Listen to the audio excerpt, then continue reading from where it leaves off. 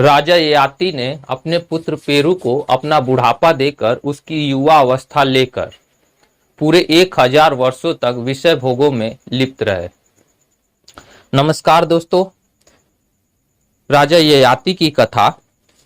ययाति का विवाह शुक्राचार्य की पुत्री देवयानी से हुआ था।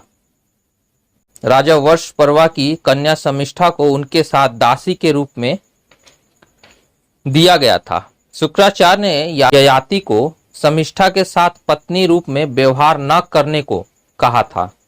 जब शुक्राचार्य को मालूम हुआ कि शमिष्ठा के भी राजा ययाति से 3 पुत्र हैं, तो उन्होंने ययाति को शाप दे दिया कि तुम्हारे शरीर में बुढ़ापा आ जाएगा। शापवश ययाति वृद्ध हो गए। ययाति ने शुक्राचार्य से कहा कि अभी मेरा विषयों के प्रति राग पूरा नहीं हुआ है। वृद्धावस्था के शाप से तो आपकी पुत्री का भी अनिष्ट होगा। इस पर शुक्राचार्य ने कहा, अच्छा जाओ, जो प्रसन्नता से तुम्हें अपनी जवानी दे दे उससे अपना बुढ़ापा बदल लो।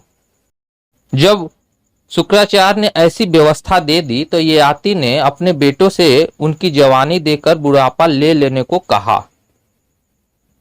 अन्य सभी पुत्रों ने तो मना कर दिया, किंतु ययाति का सबसे छोटा पुत्र पेरू तैयार हो गया। उसने पिता का बुढ़ापा लेकर अपनी युवावस्था दे दी। युवावस्था प्राप्त कर ययाति ने अपनी प्रियतमा पत्नी देवयानी के साथ कई वर्षों तक विषयों का सेवन किया। ज्यों-ज्यों ययाति विषय सुख में डूबते गए, त्यों-त्यों उनकी वासनाएं और बढ़ती गई। भोगों से तृप्ति हो ही नहीं रही थी।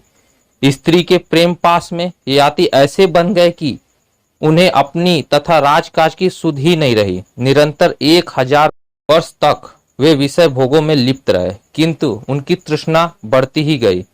एक दिन ययाति के मन में विचार आया कि मैं कितना पापित हो गया हूं। काम ने मुझे अंधा बना दिया है। बेटों को बुढ़ापा देकर उनकी जवानी से अपनी काम तृप्ति कर रहा हूं। धिक्कार है मुझ पर। भागवतकार श्री व्यास जी ने ययाति के चरित्र के माध्यम से मनुष्यों को काम के प्रबल प्रभाव से सावधान रहने को कहा है। ययाति के मन में वैराग्य का उदय हो गया। उन्होंने अपनी पत्नी से कहा कि संसार के सारे पदार्थ एवं सारी कामनियां भी मिलकर काम एवं कामनाओं में लिप्त पुरुष को तृप्त नहीं कर सकती। काम की धधकती आग को यदि शांत करना है तो वह संयम सलील से ही हो सकेगी। भोग भोगने से तो वो और भड़केगी। और फिर ययाति ने अपने जीवन का अनुभव दुनिया वालों के लिए प्रस्तुत किया, जिसे भागवतकार ने निम्नलिखित श्लोक के माध्यम से व्यक्त किया है। न जातु कामः कामनामुपभोगेन संयमति हविषः कृष्णवृत्तम भूय एव भिवधर्ते। अर्थात विषयों के भोगने से भोग वासना कभी शांत नहीं हो सकती, बल्कि जैसे घी की आहुति डालने पर आग और भड़क जाती है, वैसे ही भोग वासनाएं भी भोगने से और प्रबल हो जाती है। आगे ययाति ने कहा कि विषयों का बार बार सेवन करते करते मेरे 1000 वर्ष पूरे हो गए, फिर भी उन भोगों के प्रति मेरी क्षण प्रति क्षण लालसा बढ़ती ही जा रही है। अतः अब मैं भोगों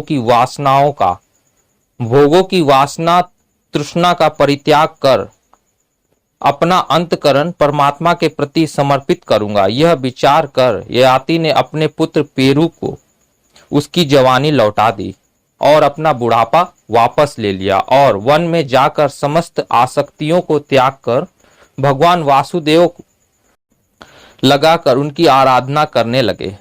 कुछ ही दिनों में उनका शरीर छूट गया और वह परम धाम को चले गए। देवयानी ने जब यह गाथा सुनी तो उसने भी भगवान कृष्ण के ध्यान में तन्मय होकर अपना शरीर छोड़ दिया। ययाति की गाथा से हमें यह शिक्षा लेनी चाहिए कि जब 1000 वर्ष में ययाति की वासनाओं की तृप्ति नहीं हो सकी, तो स्पष्ट है कि भोगों से तृप्ति कभी नहीं हो सकती।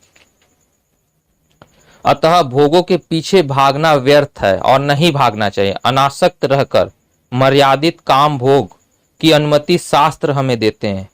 ईशो उपनिषद में कहा गया है कि तेन त्यकेन भुजितः, अर्थात भोगों को त्याग पूर्वक भोगो।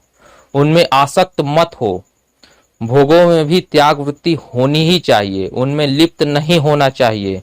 हमारे सभी शास्त्र जीवन में मर्यादित आचरण रखने की ही सलाह देते हैं। शास्त्रों के संदेश मनुष्य की भौतिक एवं आध्यात्मिक उन्नति दोनों में सहायक होते हैं। अतः सभी मनुष्यों को शास्त्रों का स्वाध्याय नियमित रूप से करना चाहिए। उम्मीद है वीडियो आपको पसंद आई हो तो लाइक और सब्सक्राइब जरूर करें। मिलते हैं अगली वीडियो में, तब तक के लिए धन्यवाद।